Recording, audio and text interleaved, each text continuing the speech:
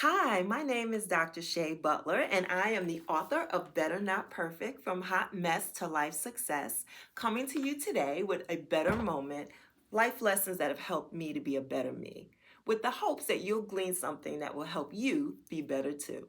So today's lesson is about the little boy with a vase. So you may have heard this story before. Little boy visiting his grandma. In her living room, there was always this vase that he was just always so curious about. He said something valuable must be in that vase because grandma loves and cares for that vase so much. So one day he decides to put his hand in the vase.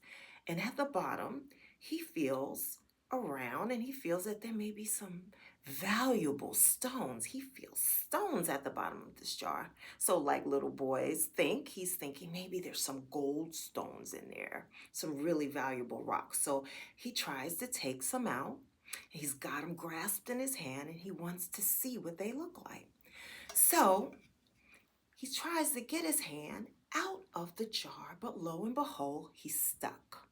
So he calls out, Grandma, Grandma, help, help. So she comes running in the room and she sees her grandson's hand stuck in the vase. And she said, Oh Lord, boy, what are you doing now? And he says, My hand is stuck in the vase. And so she's pulling, he's pulling, back and forth they go. And she says, Well, you know what? Maybe let me go get some oil. If I oil your wrist, maybe you can slide it out then. He says, Okay, Grandma. He said, But wait, Grandma, would it help if I let go of the stones?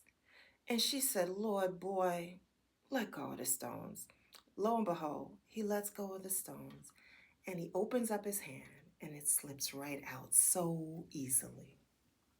I love that story. One, because I have little boys and it reminds me of them, and it's definitely something that they would get into.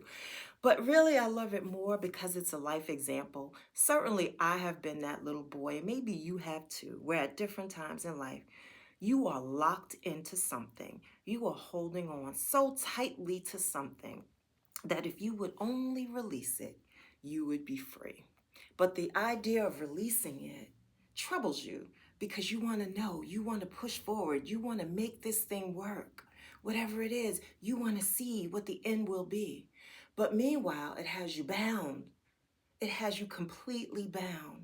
And so you have to ask yourself, do I stay bound and see what the end may be? Or do I get free and see what may be more in store for me? So if that's ever been like you, whatever it is you may be holding on to, be it unforgiveness, be it addiction, be it a person that you should let go of, whatever it is that has you bound, if you want to get free, three things have helped me to be better in this way and to be free. One is make the decision. Decide this is the thing I need to let go of. This is the thing that I need to be free of. And when you make that decision, your mind will automatically try to keep you fixated on the thing that you are trying to walk away from.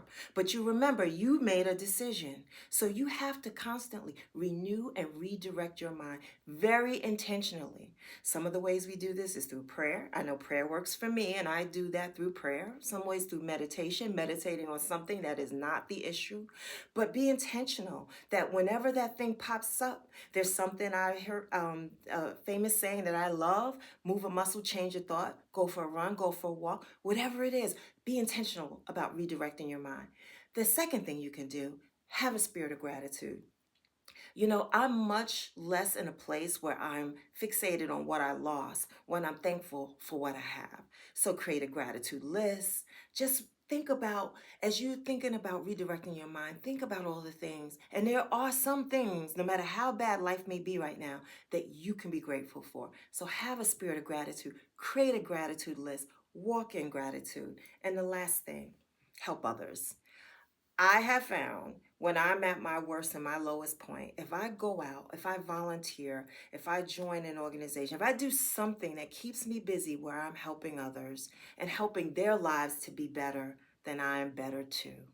So, those are my three recommendations. Those three things have helped me in life to be free, to let go of those things that were dragging me down and holding me back. And you can be better too.